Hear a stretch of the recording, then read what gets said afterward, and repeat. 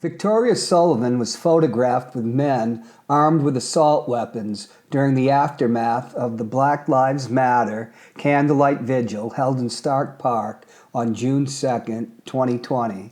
The vigil, which attracted 700 people to bear witness to the cause of racial justice, was peaceful, but a small group of people who attended the event eventually caused disturbances on Elm and South Willow Streets.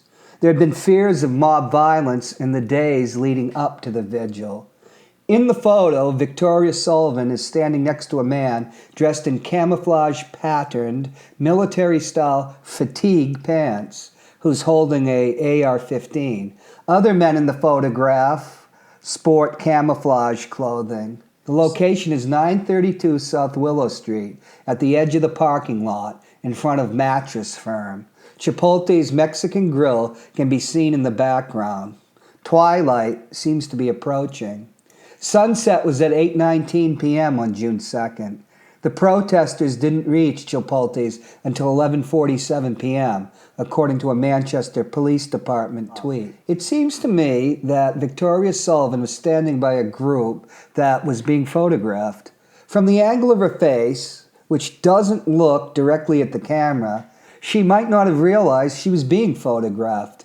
Her face is beaming at the armed men. Beaming. Reportedly, Victoria Sullivan had called for an 8 p.m. curfew on her Facebook page during the time frame that BLM Manchester was holding peaceful protests. There's no evidence of that on Sullivan's Facebook page, as posts made by her between November 2019, when she first lost to Joyce Craig, and November 2020 have been deleted. Victoria Sullivan has wiped the slate clean, apparently. Sources say that Sullivan has denied to a Manchester politician that she was with armed men that day.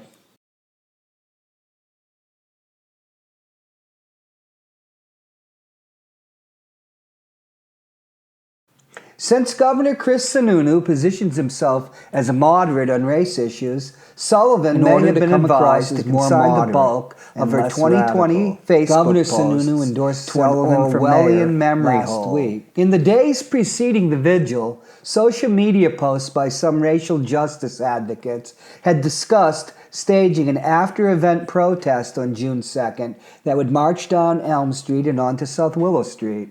South Willow Street is a miracle mile studded with businesses, large, medium, and small. Within easy walking distance of the South Willow Street Miracle Mile are the big box stores that attracted the wrath of protesters in other cities and had been burned to the ground.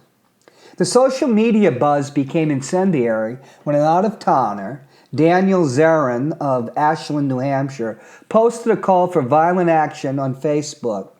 The poster was arrested and the Facebook post was taken down. Alderman-at-Large Joe Kelly Levasseur was criticized for keeping the call for violence current by posting the original provocation on his Facebook page and for playing his usual role of populist reactionary demagogue. In his posts, Levasseur expressed his concern that a riot was imminent.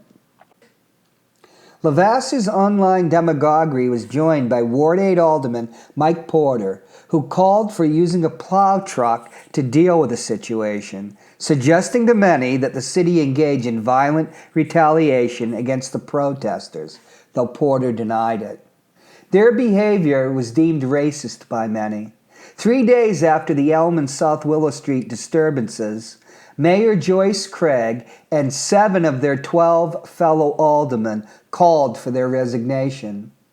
The law office of Joe Kelly Levasseur, Esquire, is located at 396 South Willow Street, which was on the route of the proposed after-event march.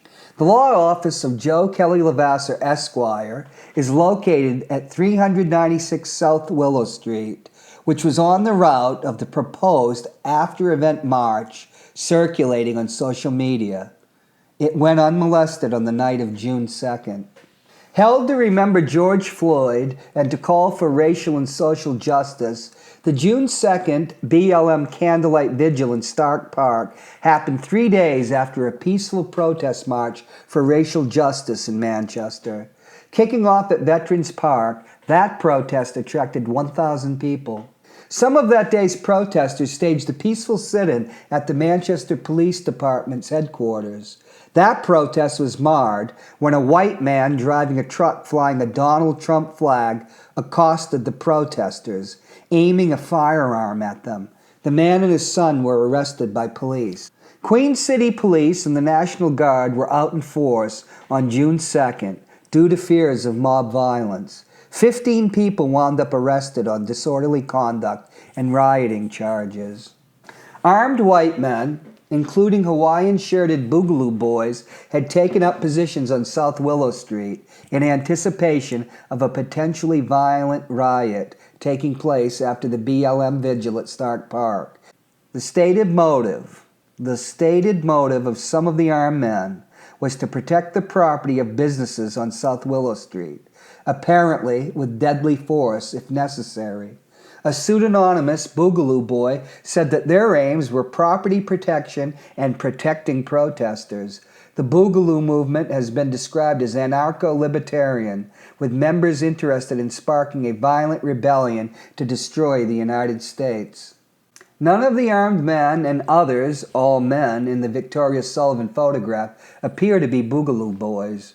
No news sources quote Sullivan or any of the people she is with about their motives for being there.